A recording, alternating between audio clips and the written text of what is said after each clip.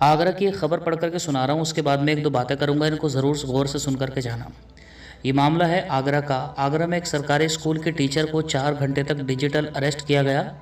Police inspector की वर्दी में व्हाट्सएप कॉल करने वाले ने कहा, तुम्हारी बेटी सेक्स रैकेट में पकड़ी गई है, उसे छुड़वाना है तो 15 मिनट के अंदर 1 लाख रुपए भेजो, नहीं तो वीडियो वायरल कर देंगे। इससे टीचर परेशान हो गई। उन्होंने अपने बेटे को 1 लाख रुपए ट्रांसफ़र करने को कहा, लेकिन घबराहट का आलम यह था कि उससे पहले ही हार्ट अटैक आ गया।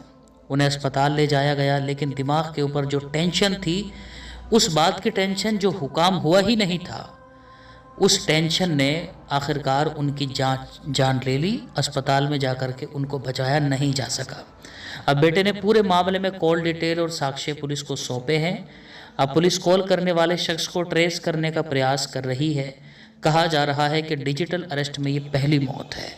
ये मामला आगरा के शाहगंज अलबतिया का है। तो मेरे भाइयों, इस तरह की कॉलें जब भी आया करें, इस वक्त में बिल्कुल एक हद हो गई है लोगों की, जो कि इस वक्त में स्कैम चला रहे हैं। इसलिए एकदम से किसी भी बात के ऊपर भरोसा मत करिए। कुछ लोग तो इस तरह बदतर स्कैम कर रहे हैं कि किसी की बहनों को कुछ भी जाकर के जो है वो मैसेज वगैरह भेज देते हैं, गंदी वीडियो, गंदी कॉल कर देते हैं। फिर उसके बाद में उसके मोबाइल के ऊपर अपने मैसेज वगैरह भेज देते हैं और उसके बाद में कहते हैं कि तेरे भाई को बता दूंगा, तेरे भाई और किसी तरीके से उनको पहुँचा दूंगा, वरना तो हमारे साथ में जिस्मानी ताल्लुकात भी कायम कर और तो हमको पैसे भी भेज। उस बेचारे के पास में कोई रास्ता नहीं रहता, या तो वो अपने साथ में जिस्मानी ताल्लुक कायम करवाती है क्योंकि उसका भाई उसके ऊपर भरोसा नहीं करता। आजकल उन लोगों को भी गौर करना चाहिए, उन भाइयों को भी गौर करना चाहिए जो बिल्कुल एतमाद से परे हो गए हैं अपनी बहनों से। किसी बात के ऊपर उनका यकीन ही नहीं है अपनी बहनों का। खुद चाहें 1000 तरह के जुर्म, गुनाह, फसाद में बचे होंगे, बदनामी से डूबे हुए होंगे, लेकिन अपने घर वालों पर, बहनों पर, भाइयों पर, सबके ऊपर जो है वो बदनामी का दाग मल रहे होंगे उस काम के लिए जो उन्होंने किया ही नहीं होगा। तो वो लोग भी बदतर हैं मेरे ख्याल से ही नहीं, बल्कि पूरा ज़माना इसको एक्सेप्ट करेगा। अगर रिवायतें पढ़ेंगे वो भी हमको बताएंगे। बाकी इस तरह के जितने भी फसाद मचा रहे हैं, इसके बारे में जितना हो सके ज़्यादा से ज़्यादा लोगों को आगाह करने की ज़रूरत है। नए से नया स्कैम ये लोग भी, अब लोग तो समझते थे ना कि भाई वो लिंक आ जाएगा और ये हो जाएगा। अब ये स्कैमर भी लगातार जैसे जैसे अवेयरनेस फैलती है उसी हिसाब से इनमें भी इस बात की अवेयरनेस जाती है कि हम लोग अब कौन से नए तरीके के साथ में स्कैम करना चाहते हैं।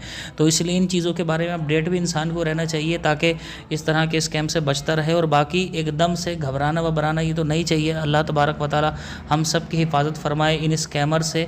ये जितने भी स्कैमर हैं, इन लोगों का बड़ा बुरा हश्र होने वाला है क़यामत के दिन, जो लोगों की जानों तक से खेल जाते हैं बेशरम लोग।